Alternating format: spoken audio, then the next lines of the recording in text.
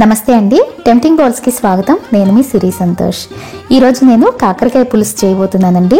చిన్న పిల్లలు కూడా ఇష్టంగా తినేలా అస్సలు చేదులేని తీయని కమ్మటి కాకరకాయ పులుసు చాలా బాగుంటుందండి. వేడివేడి అన్నంలో కలుపుకొని తింటే సూపర్ ఉంటుంది కదా. చేయటం కూడా తొందరగా అయిపోతుంది. చాలా సింపుల్ రెసిపీ అన్నమాట. సో దీనికోసం ముందుగా నేను ఇక్కడ చింతపండు నానబెడుతున్నాను. ఒక మీడియం నిమ్మకాయ సైజ్ అంతా చింతపండుని తీసుకుంటున్నాను. ఇందులో నీళ్లు పోసి ఒకసారి శుభ్రంగా కడిగేసేయాలండి. ఎందుకంటే చింతపండులో కూడా డస్ట్ పార్టికల్స్ ఉంటాయి. ఇలా ఒకసారి శుభ్రంగా కడిగేసిన తర్వాత ఇది మునిగే వరకు నీళ్లు పోసి పక్కన పెట్టేసేయండి. ఈలోపు చింతపండు నానుతూ ఉంటుంది. ఇక్కడ నేను తీసుకున్న కాకరకాయలు 1/2 కిలో మీద కొంచెం ఎక్స్ట్రానే ఉన్నాయండి. అంటే 300 గ్రాముల వరకు కాకరకాయలు తీసుకున్నాను. సో వీటికి సరిపడా 2 మీడియం సైజ్ ఉల్లిపాయలు, ఒక పెద్ద సైజ్ టొమాటో, 4 పచ్చిమిరపకాయలని శుభ్రంగా కడిగేసి తీసుకున్నాను. ఇప్పుడు కాకరకాయలని 1/2 ఇంచ్ మందంలో చక్రాల్లా కట్ చేసుకోవాలండి. మరీ పలుచగా కట్ చేసుకోకండి. మినిమం 1/2 ఇంచ్ మందంలో కట్ చేసుకోవాలి. ఎందుకంటే మరీ పలుచగా కట్ చేశారంటే పులుసులో ఉడికేసరికి ముక్కలు అనేవి మెత్తగా ఉడికిపోయి చెదిరైపోతాయి అన్నమాట. సో ఈ మాత్రం మందంలో అంటే 1/2 ఇంచ్ మందంలో కట్ చేసుకోవాలి. అలాగే వీటికి లోపల గింజలు గాని పైన చెక్కు గాని ఏమీ తీనవసరం లేదండి. కాకరకాయ చెక్కులో గింజల్లో కూడా చాలా పోషకాలు ఉంటాయండి. సో వాటిని ఎప్పుడూ తీసేయొద్దు. ఇలా అన్ని చక్రాల్లా కట్ చేసుకున్న తర్వాత తీసి ఒక బౌల్లో వేస్తున్నాను. వీటితో పాటు ఉల్లిపాయలను కూడా ఇలా సన్నగా తరిగి పెట్టుకుంటున్నాను.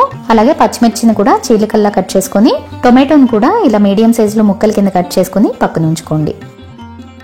ఇప్పుడు స్టవ్ పైన ఒక కడాయి పెట్టుకొని ఇందులో 1 టేబుల్ స్పూన్ ఆయిల్ హీట్ చేసుకొని ఇందులో 1 టీ స్పూన్ ఆవాలు, 1/2 టీ స్పూన్ మెంతులు, 1/2 టీ స్పూన్ జీలకర్ర, 4-5 వెల్లుల్లి రెబ్బల్ని దంచి వేసుకోండి. అలాగే 2 ఎండుమిరపకాయలు, 1/2 టీ స్పూన్ ఇంగు కూడా వేసి జస్ట్ ఒక 30 సెకండ్స్ అలా వేయించుకొని ఇందులో 1 రెమ్మ కరివేపాకు, కట్ చేసి పెట్టుకున్న ఉల్లిపాయ తరుగు, అలాగే పచ్చిమిర్చి చీలికలు కూడా వేసేసి ఈ ఉల్లిపాయ ముక్కలు లైట్ గోల్డెన్ కలర్ అయ్యేంత వరకు మీడియం ఫ్లేమ్ మీద వేయించండి.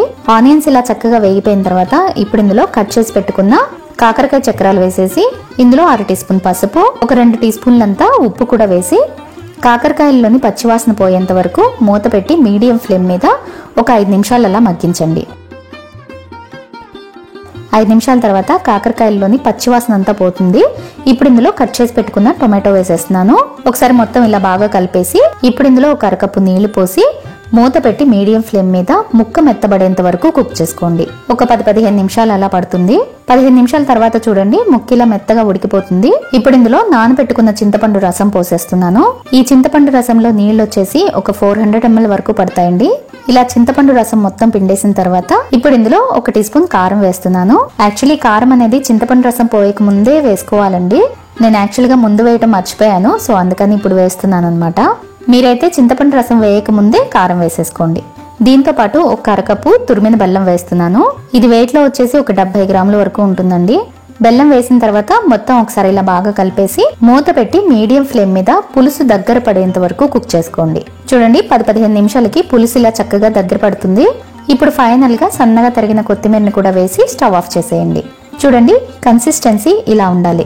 మరీ చిక్కగాను అయిపోకూడదు, అలాగని మరీ పల్చగాను ఉండకూడదు. చారులాగా వీడియోలో చూస్తున్నారు కదా, ఇలా ఉండాలన్నమాట. వేడి అన్నంలో కలుపుకొని తింటే అద్భుతంగా ఉంటుందండి. తప్పకుండా ట్రై చేసి చూడండి. ట్రై చేసిన తర్వాత నచ్చిందో లేదో వీలైతే నాకు కామెంట్ చేసి చెప్పండి. అలాగే వీడియో నచ్చితే లైక్ చేసి అందరికీ షేర్ చేయండి. ఇలాంటి మరిన్ని రెసిపీస్ కోసం టెంప్టింగ్ బౌల్స్ ని సబ్స్క్రైబ్ చేసుకోవడం మాత్రం మర్చిపోకండి. మరో మంచి రెసిపీతో మళ్ళీ కలుద్దాం.